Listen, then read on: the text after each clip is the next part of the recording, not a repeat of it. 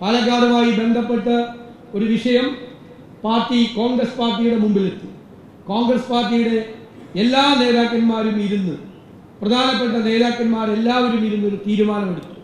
ആ തീരുമാനം പാലക്കാട് MLA കാര്യത്തിൽ നടപ്പാക്കി. അദ്ദേഹത്തെ പാർട്ടിയിൽ നിന്നും, പാർലമെന്ററി പാർട്ടിയിൽ നിന്നും സസ്പെൻഡ് ചെയ്ത് നിർത്തിയിരിക്കുകയാണ്. അതാണ് തീരുമാനം. ആ തീരുമാനം പാർട്ടി എടുത്ത തീരുമാനമാണ്. കോൺഗ്രസ് പാർട്ടി ആ തീരുമാനമെടുത്ത് UDF-ലെ ഘടകകക്ഷികളെ അറിയിച്ചിട്ടുണ്ട്. ആരെങ്കിലും ഒരു വ്യക്തി എടുത്ത തീരുമാനമല്ല. മുതിർന്ന നേതാക്കൾ എല്ലാവരും ചേർന്ന് ആലോചിച്ചെടുത്ത തീരുമാനമാണ്.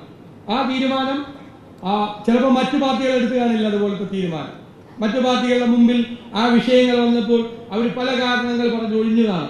പക്ഷെ കോൺഗ്രസ് നേതൃത്വം ഏകകണ്ഠമായി അങ്ങനെ ഒരു തീരുമാനം എടുക്കണമെന്നുള്ള ബോധ്യത്തിന്റെ അടിസ്ഥാനത്തിലാണ് തീരുമാനം.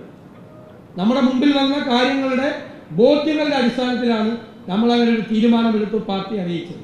അതിന് ഉചിതമായ തീരുമാനം ഉചിതമായ സമയത്ത് പാർട്ടി തീരുമാനിക്കും. ഏത് പാർട്ടിയിലും അത്തരം കാര്യങ്ങളുണ്ടായാൽ ആ പാർട്ടിയാണ് ആ തീരുമാനം എടുക്കേണ്ടത്. അത് ഘടകകക്ഷി നേതാക്കളെയും നമ്മൾ അറിയിച്ചിട്ടുണ്ട്. നിയമസഭയിൽ സ്പീക്കറെയും ആ കാര്യം അറിയിച്ചിട്ടുണ്ട്.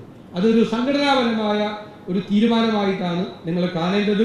ഇനി ഞാൻ വിനയപൂർവ്വം അഭ്യർത്ഥിക്കുന്നു.